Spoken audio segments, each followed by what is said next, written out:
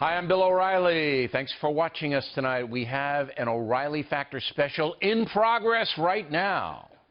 The theme, the political things that are on my mind, and that is the subject of this evening's Talking Points memo.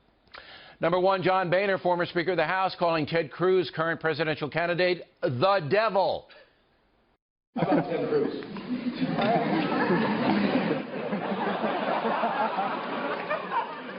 Lucifer in the flesh. In Washington, I have as many Democrat friends as I have Republican friends. I get along with almost everybody. But I have never worked with a more miserable son of over my dead body will he be president. Now, Mr. Boehner does not like Cruz because of the senator's unwillingness to compromise over the budget and other issues. The problem here is this. Boehner's a sniper.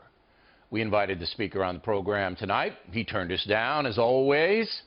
If you're going to smear someone, Mr. Speaker, at least submit yourself to questioning in order to provide some perspective. Talking Points does not respect backstabbing. You have a beef, state it, back it up. Boehner was wrong not in saying what he said. He's entitled to his opinion. But in the sneaky way, he did it. Second thing on my mind, Will Ferrell, very successful actor-comedian, was apparently about to do a satire that included mocking Ronald Reagan's Alzheimer's condition.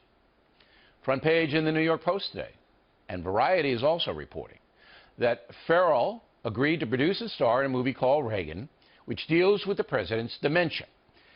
Recently, there was a reading of the script, and there was a lot of denigration of the late president.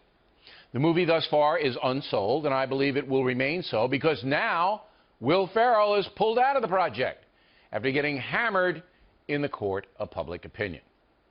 Now, I know a lot about this because I am an executive producer of the upcoming movie Killing Reagan, based on my book. We are currently in pre-production, film set to air on the National Geographic Channel this coming October. I am very involved with the script, making sure Ronald Reagan is treated with respect and fairness. That's how he's treated in my book, and that's how he'll be treated in the movie, even though we will tell the truth about the president. As for Ferrell, if he had gone ahead with the dopey film, he would have put his career on the line. While satirizing political people is a good thing in a vibrant democracy, cruelty is not. Will Ferrell is an uber-liberal guy.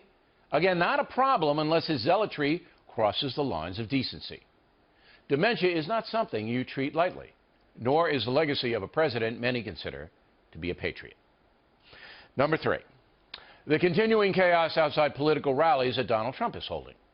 Last night in Costa Mesa, California, outside of Los Angeles, 17 arrested for a variety of offenses while protesting Mr. Trump. Shame on you! Shame on you! Shame on you! It started with a passionate but peaceful exchange of views outside the Trump campaign event. What are you doing?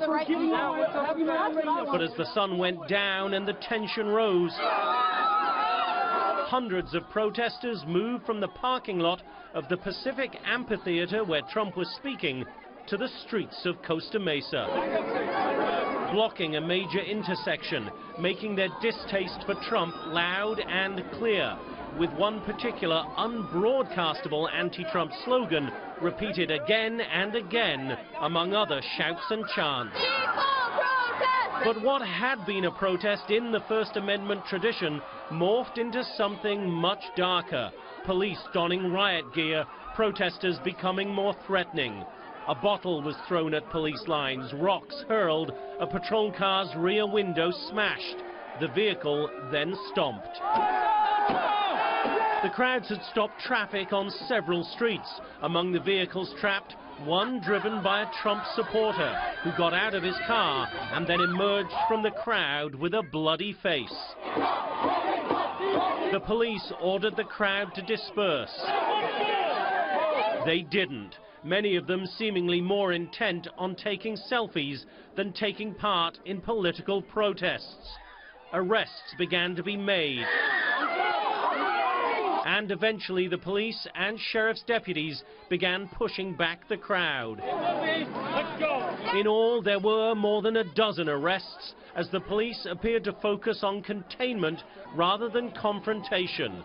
But what was perhaps most remarkable here was that this all happened at a presidential campaign rally, a measure of the passions of this extraordinary political season, but a sign too of how easily those passions can and might damage rather than dignify democracy.